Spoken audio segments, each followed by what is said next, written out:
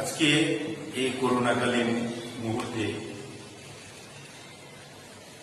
তোমরা যারা অনার্স দ্বিতীয় বর্ষ ব্যবস্থাপনা বিভাগের, তোমাদেরকে স্বাগত শুভেচ্ছা জানাই এই অনলাইন ক্লাসে। আশা করি সকলেই তোমরা ভালো আছো এবং স্বাস্থ্যবিধি মেনে তোমরা জীবনযাপন করছো। পাশাপাশি যারা আছে সকলকে স্বাস্থ্যবিধি মেনে চলতে তোমরা উৎসাহিত করবে এবং নিজেরাও সেই স্বাস্থ্যবিধি মতো চলাফেরা করবে। তো আজকে এই অনলাইন ক্লাসে তোমাদেরকে আবারও ধন্যবাদ জানাচ্ছি, বিশেষত যারা তোমরা আমার এই অনার্স দ্বিতীয় বর্ষে সম্মান দ্বিতীয় বর্ষের ছাত্র। আজকে আমরা আলোচনায় যে বিষয়টা আলোচনা করব সেই বিষয়টা হচ্ছে পদোন্নতি। এই পদোন্নতি তোমাদের এই মানব সম্পদ ব্যবস্থাপনায় এটা সর্বশেষ চ্যাপ্টার। এই চ্যাপ্টারের নিয়ে আজকে আমরা আলোচনা করছি। এইখানে প্রথমত আমাদেরকে জানা দরকার যে পদোন্নতি আসলে কি। আমি এখানে উল্লেখ করেছি যে পদোন্নতি আসলে কি। মানুষজন অফিস আদালতে সবাই কাজ করতে করতে তারা কি করে একটা নির্দিষ্ট পরিমাণ দক্ষতা অর্জন করে কোনো বিষয়ের উপর, কোনো কাজের উপর। তার যখন দক্ষতা অর্জন করে তখন কিন্তু সে বা কর্মী একটা পোস্টে কিন্তু সে থাকতে চায়। তখন সে মানুষের সমাজের যে প্রভাবটা সে উচ্চতর কোনো পদে বা ক্ষমতা সম্পন্ন পদে এবং যেখানে আর্থিক সুযোগ সুবিধা বেশি সেসব পোস্টগুলো সে খোঁজা শুরু করে। এই বিষয়টা বিবেচনা রেখেই কোন প্রতিষ্ঠান কি করে এই প্রমোশনের ব্যবস্থা করে। অর্থাৎ একজন কর্মী যে একটা পোস্টে কাজ করতে করতে, একটা পদে কাজ করতে করতে তার দক্ষতা কিন্তু চলে আসে এবং কাজ করতে করতে সে জ্যেষ্ঠ হয়ে যায় এবং জ্যেষ্ঠতা তার দক্ষতা মিলিয়ে যখন সে অভিজ্ঞতা সম্পন্ন দক্ষতা সম্পন্ন যখন হয়ে যায় তখন কিন্তু সে কাজটা আর খুব মনোযোগ দিয়ে করতে চায় না। সেক্ষেত্রে তার জন্য প্রয়োজন করে কি প্রমোশনের। অর্থাৎ সে যে পোস্টটা হোল্ড করেছে বা করছে সেই পদ থেকে অধিকতর যোগ্যতা সম্পন্ন, অধিকতর দায়িত্ব জ্ঞান সম্পন্ন, অধিকতর অভিজ্ঞতা সম্পন্ন পোস্টে তাকে কি করার লাগে, তাকে ওইখানে পদায়ন করার দরকার হয়। এবং এই যে তার বর্তমান পোস্ট থেকে আরেকটা উচ্চতর পদে যখন নাকি আসীন করা হবে তাকে যখন নাকি ওখানে পদায়ন করা হবে সেটা হবে প্রমোশন। এই ক্ষেত্রে এই প্রমোশন পেলে করে হয় কি যে একটা লোক বা একটা কর্মী তখন কিন্তু মানসিকভাবে সে জানা হবে এবং তার পাশাপাশি তার সম্মান বৃদ্ধি পাবে, পাশাপাশি তার পজিশন চেঞ্জ হবে, আরো অধিকতর উচ্চতর পদে ক্ষমতা সম্পন্ন পদে সে আসীন হবে। এবং এটা মানুষের যারা চরিত্র স্বভাব তার কাজের একটা স্বীকৃতি। অর্থাৎ প্রমোশন সবাই প্রত্যাশী, কিন্তু দেওয়া হয় না, দেওয়া হয় শুধুমাত্র যোগ্য এবং যারা নাকি মেধাবী তাদেরকে দেওয়া হয়। যাই হোক, আমরা যে বিষয়টা নিয়ে পদোন্নতি নিয়ে আলোচনা করেছি, এখন দেখব এই যে পদোন্নতি নিয়ে যে আমরা কথা বলছি, এই পদোন্নতির উদ্দেশ্যটা কি, এটা কি গুরুত্ব আছে একটা প্রতিষ্ঠানের জন্য, একটা লোকের জন্য কি ধরনের গুরুত্ব বহন করে, এই বিষয়টা দেখা দরকার। প্রথমতই যে বিষয়টা উদ্দেশ্য এবং গুরুত্ব আমি এখানে উল্লেখ করেছি, পদোন্নতির উদ্দেশ্য এবং গুরুত্ব। এখানে প্রথমত হচ্ছে প্রেষণাটা কিরকম, যে তাকে কি করতে হবে, কাজের প্রতি, প্রতিষ্ঠানের প্রতি স্বপ্রণোদিত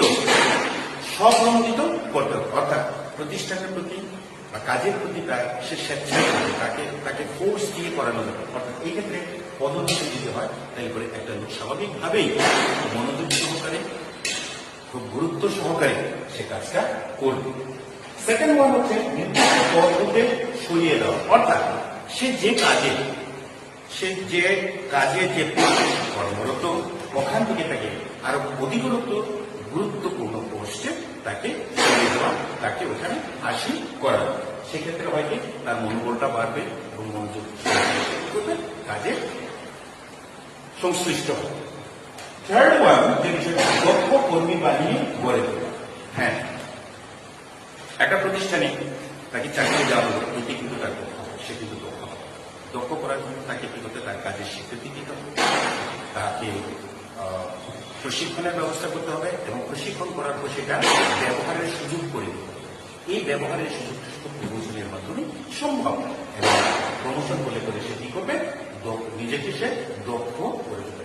ব্যক্তিতে সবাই যদি দক্ষ হয়ে উঠবে তখন স্বাভাবিকভাবে বাহিনীটা অর্থাৎ কর্মী বাহিনী, প্রতিষ্ঠানে যতজন কর্মরত সবাই কিন্তু দক্ষ হয়ে উঠবে। আর এটা হলো দক্ষ এবং যোগ্য কর্মী। মানুষ যখন দক্ষতা এবং যোগ্যতা যখন অর্জন করে তখন সে কিন্তু বেটার, আরো ভালো কিছু কিন্তু প্রত্যাশা করে, আশা করে। সেই ক্ষেত্রে যোগ্য এবং দক্ষ লোকের যদি প্রমোশন যদি দেওয়া না হয়, পদোন্নতি যদি দেওয়া না হয়, সেক্ষেত্রে তখন সে কি করে, অন্যদিকে সে সুযোগ দিতে শুরু করে। সেই ক্ষেত্রে প্রমোশনটা দিয়ে দিলে পরে কি হবে, এই যে দক্ষ এবং যোগ্য বাহিনীটা সেটা প্রতিষ্ঠানের ভিতরে থেকে যাবে এবং অধিকতর আর উচ্চ মনোবল নিয়ে এসে প্রতিষ্ঠানের প্রতি কি করবে, ডেডিকেটেড হবে, উৎসর্গীকৃত হবে। আর একটা হলো কাজের স্বীকৃতি। একটা লোক কাজ করেই যাচ্ছে, সে দক্ষ, যোগ্য, জ্যেষ্ঠ হয়ে গেছে, সিনিয়র হয়ে গেছে, যদি তাকে ইয়ে করা না হয়, প্রমোশন যদি দেওয়া না হয়, প্রমোশনটাকে তার কাজের স্বীকৃতি, তার দক্ষতার স্বীকৃতি, পাশাপাশি তার জ্যেষ্ঠতার স্বীকৃতি, এই স্বীকৃতি যদি দেওয়া না হয় সেক্ষেত্রে কিন্তু সে কি করবে না, মনোযোগ সহকারে কাজ করতে পারবে না। আর এটা হলো পরের মনোবলের উন্নয়ন। স্বাভাবিকভাবে ডিপ্রেশনে যদি থাকে, একই পোস্টে যদি বারবার সে যদি কাজ করে, সেক্ষেত্রে কি হবে, তার মনোবলটা কেমন একটা, মনোবলটা চাঙা হবে এবং এই চাঙা করানোর জন্য এই প্রমোশনে আছে। আরেকটা হলো আনুগত্য বৃদ্ধি। হ্যাঁ, একটা লোক প্রতিষ্ঠানে বারবার সে যখন কাজ করবে, একই কাজ যখন কাজ করবে, অফিসিয়াল যখন কাজগুলো যখন করবে, সেক্ষেত্রে কিন্তু সেই ক্ষেত্রে তাকে যদি কিছু সুযোগ সুবিধা বা তার প্রমোশনটা যদি দেওয়া না হয়, সেক্ষেত্রে কিন্তু সে তার আনুগত্য জিনিসটা কিন্তু আস্তে আস্তে কমে দেবে, হারিয়ে যাবে। এই আনুগত্য বৃদ্ধি করার জন্যে, আনুগত্য ধরে রাখার জন্যে তাকে প্রমোশনের প্রয়োজন পড়ে। আরেকটা হলো শ্রম ঘূর্ণায়মানতা হ্রাস। মানুষজন দক্ষ, যোগ্য হয়ে গেছে, তাকে যদি প্রমোশন যদি দেওয়া না হয়, তাহলে কি করবে, প্রতিষ্ঠান ছেড়ে অন্য কোনো কাজে সে, অন্য কোনো প্রতিষ্ঠান সে চলে যাবে এবং সেই ক্ষেত্রে হবে এটা কি, ওইখানে প্রতিষ্ঠান কি একটা শূন্যতার সৃষ্টি হবে, অভিজ্ঞতার শূন্যতা, কর্মীর শূন্যতা এবং দক্ষতার শূন্যতা দেখা দেবে। এই শূন্যতা, এই ঘূর্ণায়মানতা হ্রাস করার জন্যই, এটা কমানোর জন্য, যাতে না ঘটে তার জন্য কিন্তু পদোন্নতি প্রয়োজন আছে। আর একটা হলো হতাশা।